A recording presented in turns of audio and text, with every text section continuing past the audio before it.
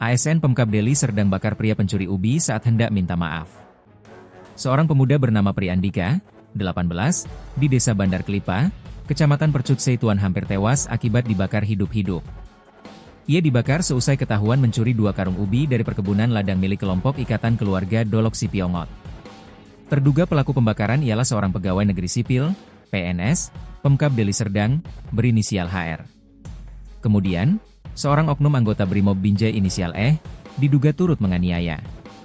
Akibatnya, Pri mengalami luka bakar di dada, tangan dan beberapa bagian tubuh lainnya. Jeffrey, rekan korban yang turut dianiaya menerangkan, kejadian berlangsung pada Rabu 6 Agustus kemarin. Bermula ia dan kawannya bernama Jeffrey Santoso mencuri 2 karung singkong pagi harinya sekitar pukul 5 waktu Indonesia Barat. Ternyata aksi keduanya ketahuan, dan mereka langsung melarikan diri. Keduanya terpaksa meninggalkan sepeda motor dan 2 karung ubi. Setelah berhasil kabur, ternyata keduanya ketakutan, sehingga sore harinya mereka memilih kembali ke kebun ubi untuk mengakui kesalahan, dan meminta maaf. Kembalinya mereka pun setelah dipanggil untuk balik ke kebun ubi. Di lokasi, ternyata sudah ada belasan orang yang menunggu mereka.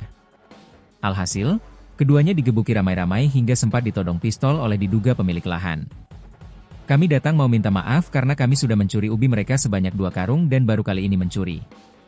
Kami curi paginya, siangnya kami dipanggil untuk minta maaf, kata Jeffrey, Selasa, 12 Agustus 2025.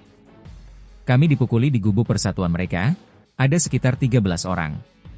Saya ditodong pistol sama Pak Ali Muda, dia ini yang punya lahan, pengurus IKDS, sambungnya. Kemudian, datang orang yang membawa bensin, lalu Pri dan Jeffrey dipisahkan ke gubuk lain. Disinilah Jeffrey digebuki sekitar 8 orang, salah satunya oknum Brimob. Sementara itu, Pri dibakar. Yang mukuli saya juga ASN dan oknum Brimob. Saya gak mau damai kalau begini, gak terima. Setelah dibakar, Pri Andika ini lari ke rumah.